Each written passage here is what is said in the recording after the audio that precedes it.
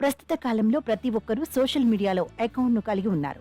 యువత అయితే ఫేమస్ అవ్వడం కోసం ఎక్కువ సమయాన్ని దీనికే కేటాయిస్తున్నారు. పిచ్చి పిచ్చిగా పోస్టులు పెడుతూ ట్రోల్ అవుతున్నారు. ఇంకొందరు ఓవర్ నైట్ లో ఫేమస్ అయిన వారు ఉన్నారు. మైనర్లు కూడా సోషల్ మీడియాను యూజ్ చేస్తున్నారు. దీని వాడకం బాగా పెరిగిపోయి చదువుపై ధ్యాస పెట్టడం లేదు. ఎప్పుడూ ఫోన్లకే అతుక్కుపోతున్నారు. సోషల్ మీడియా ద్వారా అందే కొన్ని పోస్టులు విద్యార్థుల మనస్తత్వాలను మార్చేస్తున్నాయి. ఈ క్రమంలోనే మైనర్లను దృష్టిలో పెట్టుకున్న న్యూయార్క్ రాష్ట్ర లెజిస్లేచర్ కీలక నిర్ణయం తీసుకుంది. మైనర్లకు సోషల్ మీడియా పంపే పోస్టులపై ఆంక్షలు విధించింది.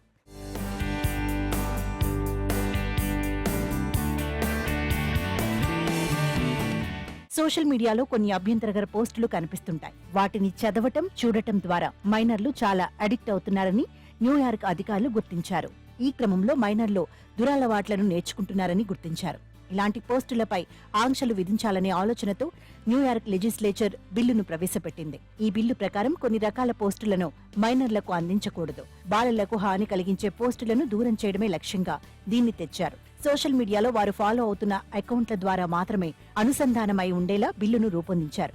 అర్ధరాత్రి నుంచి ఉదయం 6 గంటల వరకు అభ్యంతరకరంగా ఉన్న పోస్టులను మైనర్లు వాడుతోన్న సోషల్ మీడియా అకౌంట్లకు పంపించొద్దని బిల్లు చెబుతోంది. కాగా ఈ బిల్లుపై గవర్నర్ కేథీ హోచెల్ సంతకం చేస్తే చాలు అమల్లోకి వస్తుంది. ఈ బిల్లు అమల్లోకి వస్తే మైనర్లు కొంతమేర దురలవాట్లకు దూరమవుతారని అభిప్రాయాలు వ్యక్తమవుతున్నాయి.